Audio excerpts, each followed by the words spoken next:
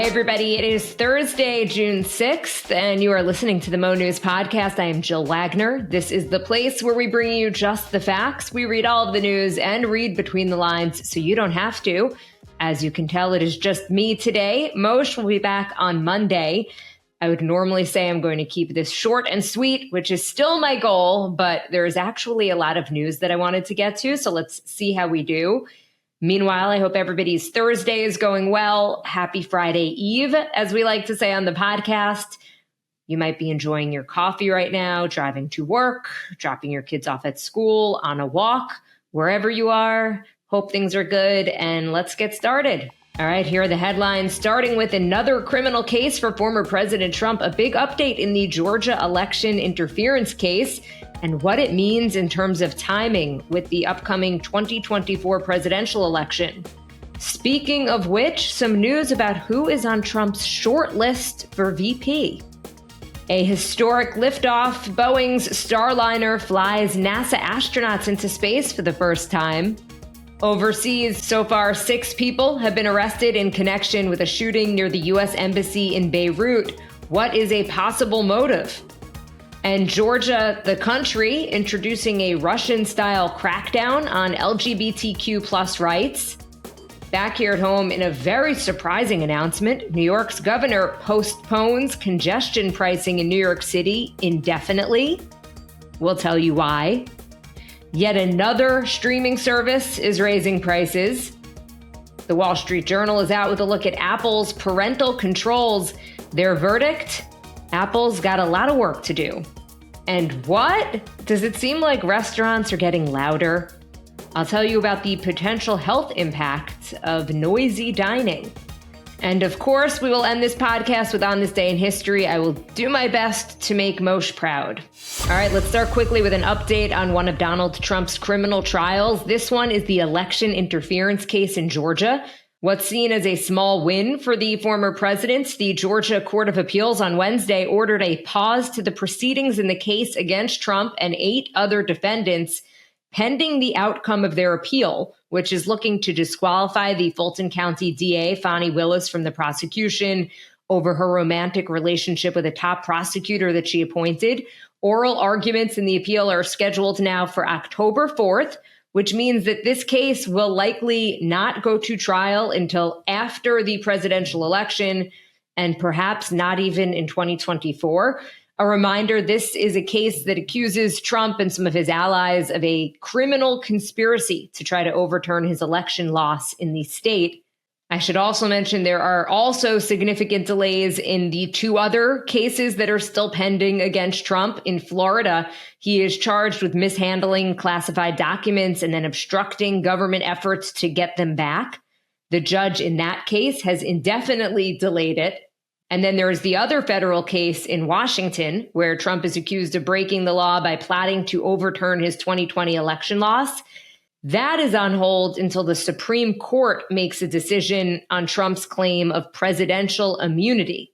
So the bottom line here, this all means that the New York hush money case, where Trump was found guilty on all 34 charges that he falsified business records, that will likely be the only criminal case to go to trial before the election.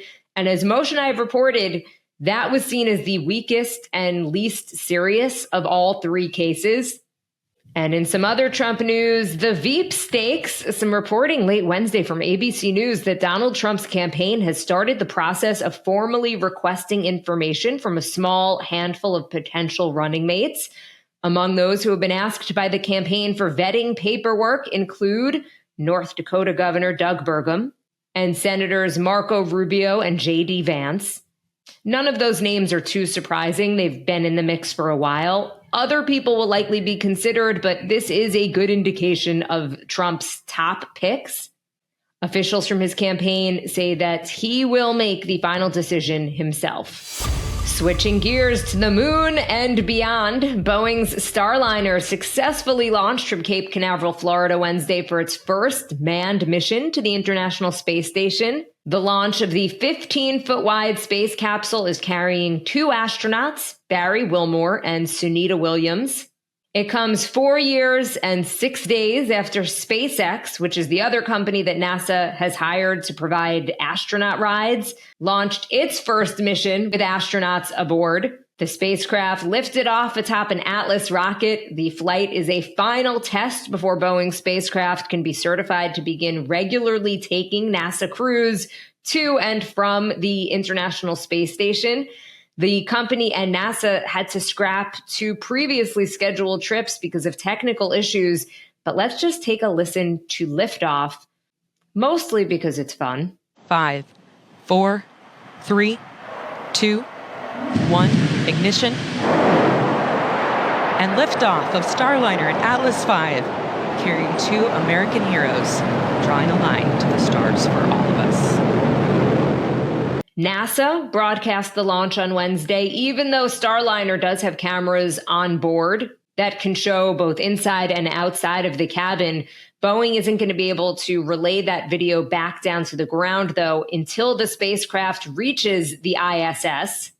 Now, this hasn't all been smooth sailing. Starliner is years behind schedule. There have been software glitches. Another problem included stuck propulsion system valves and also the use of hundreds of feet of flammable protective tape. And the delays have really cost Boeing financially to the tune of about $1.4 billion in unexpected costs. As for this mission, though, Starliner and its 2 astronauts will be flying in space for about 25 hours. They are planning to dock with the ISS at 12:15 p.m. Eastern Time today. The astronauts will then spend about a week on the ISS. They're going to be doing a bunch of tests for Starliner before they return to Earth aboard the spacecraft through a parachute and an airbag-assisted landing in the southwestern United States. They'll be doing a bunch of tests for Starliner before returning to Earth.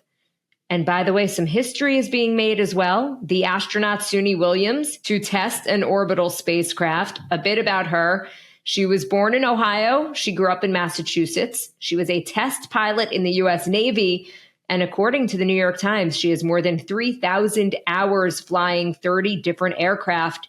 She was selected as a NASA astronaut back in 1998 and has spent 322 days in space.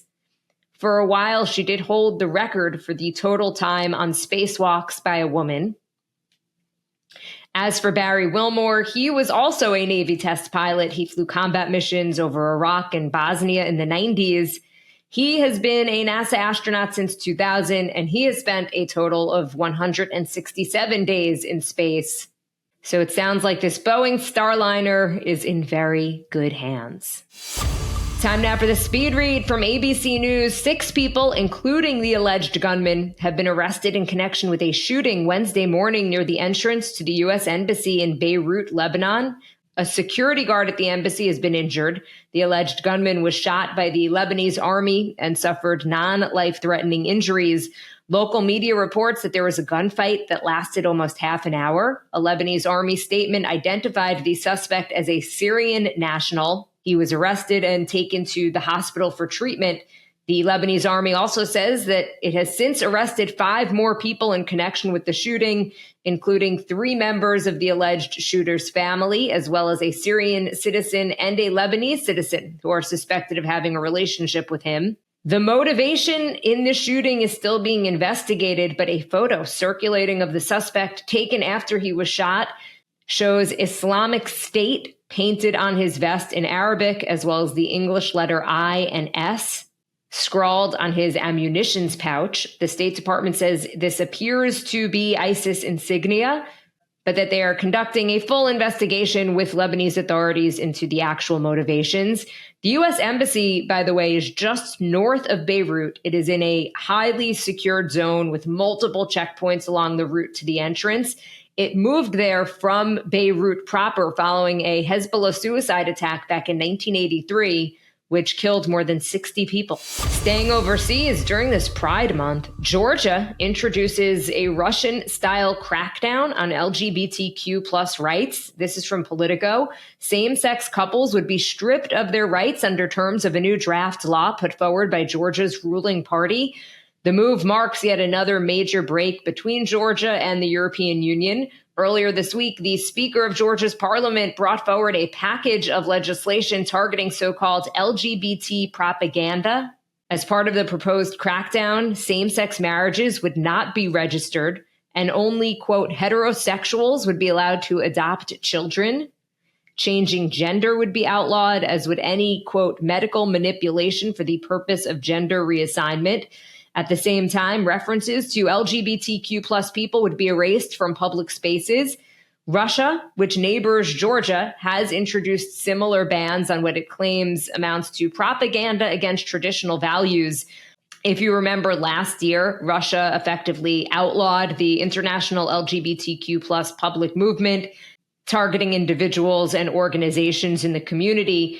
Georgia's decision comes days after it passed a Russian-inspired law that would label Western NGOs as foreign agents. The EU is warning that the decision would effectively torpedo Georgia's chances of joining the bloc just 6 months after it was handed candidate status. All right, back here in the United States from ABC News in New York, a bit of a bombshell announcement in the state. New York Governor Kathy Hochul saying that the implementation of congestion pricing in New York City has been postponed indefinitely. That means it will not start on June 30th, as was originally planned. And this move marks a stunning reversal for public transit advocates. They had been arguing that the tolls were a way to raise billions of dollars for New York's subway system and commuter rail systems and reducing traffic in the city's streets. The governor, Kathy Hochul, saying that she's still committed to the program's environmental goals, but that this just wasn't the right time for it. She says New York City is still recovering from the pandemic. And she tried to frame her decision as economic. She says, quote, hardworking New Yorkers are getting hammered on costs for things like food, housing, and childcare. And she also expressed some concern for suburban commuters who she says would choose to work from home or skip recreational visits to the city. Now, she didn't mention anything about politics, which certainly played a role in her decision. Democrats are facing some pretty tough House races in the New York City suburbs. And just bigger picture here, New York would have become the first U.S. city to join a handful globally with similar congestion pricing schemes, including London, Stockholm, Milan, and Singapore. Singapore is credited with creating the first program in 1975. Most people driving passenger vehicles into Manhattan below 60th Street, roughly the area south of Central Park, would have had to pay at least $15 under the new system. Larger vehicles would have paid even more than that. And those fees would have come on top of the already hefty tolls that people pay for using the bridges and tunnels to enter Manhattan. By the way, the MTA has already invested tens of millions of dollars installing cameras, sensors, license plate readers, and other equipment in anticipation that this plan was going to launch at the end of the month. And the fees from this congestion pricing expected to bring in about $1 billion for subway and bus systems. I have personally heard from a lot of people about this decision, some who live in the city and say that they're really disappointed. They say the traffic is terrible and that the subways need to be upgraded. And then there are people in the suburbs who were really happy about the decision, saying that the extra fees would have been a huge burden. Now, it does look like this could potentially happen down the line, maybe after the November election, but we shall see. This was totally unexpected. All right, from the Wall Street Journal, a troubling look at Apple's broken parental controls. Joanna Stern, who is one of their tech analysts, writes that her son's iPad is set to restrict him from visiting most websites, and yet she was able to use it to access the most X-rated parts of the internet. She says porn, violent images, illicit drugs. She could see it all by typing a special string of characters into the Safari browser's address bar. So she said the parental controls that she had set were totally useless.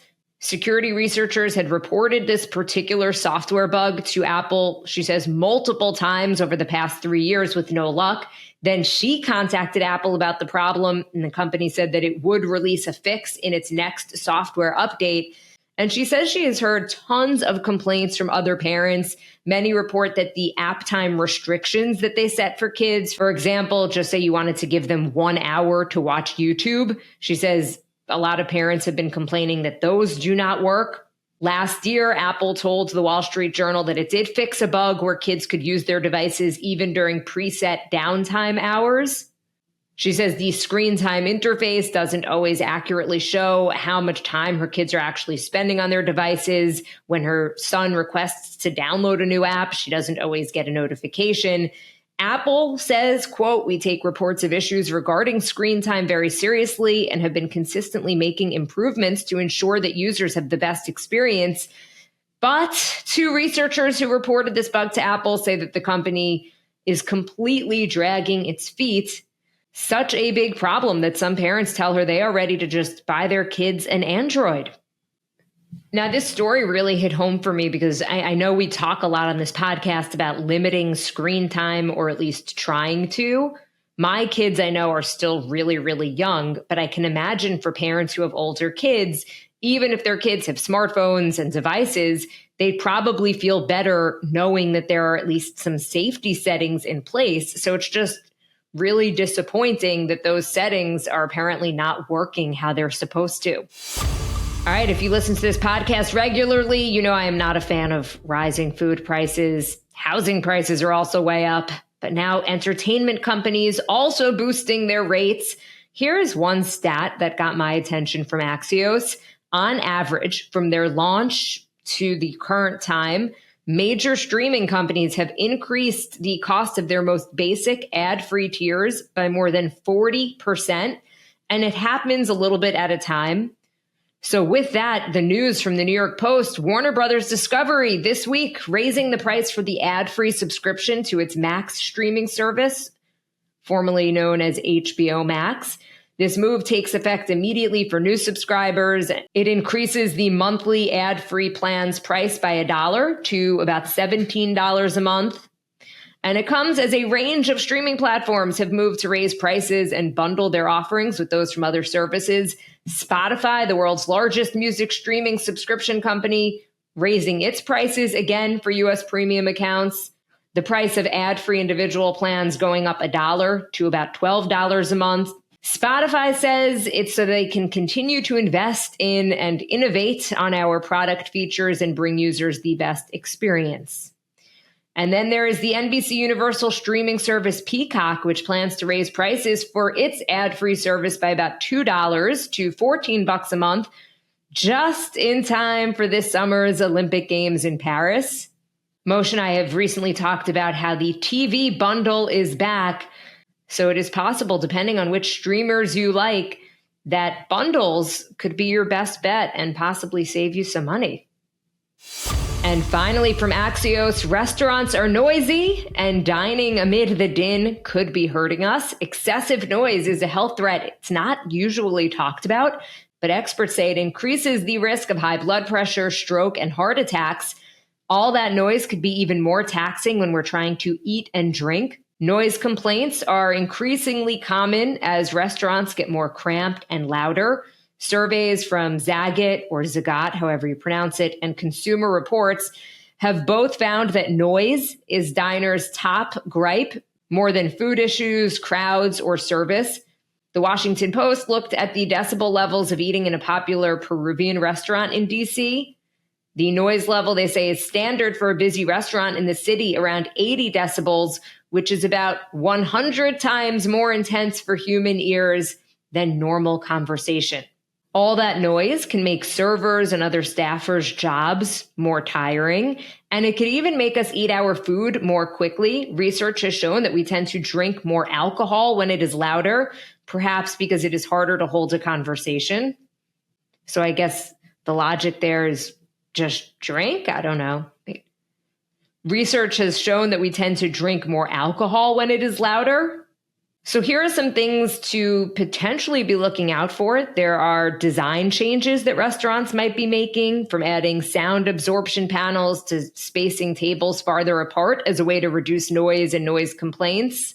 And the Washington Post's food critic suggests dining during off hours so you can still enjoy delicious food while sparing your ears and brain. And he is also advocating for quiet hours at restaurants, which sounds wonderful, but I guess those are no kid hours as well.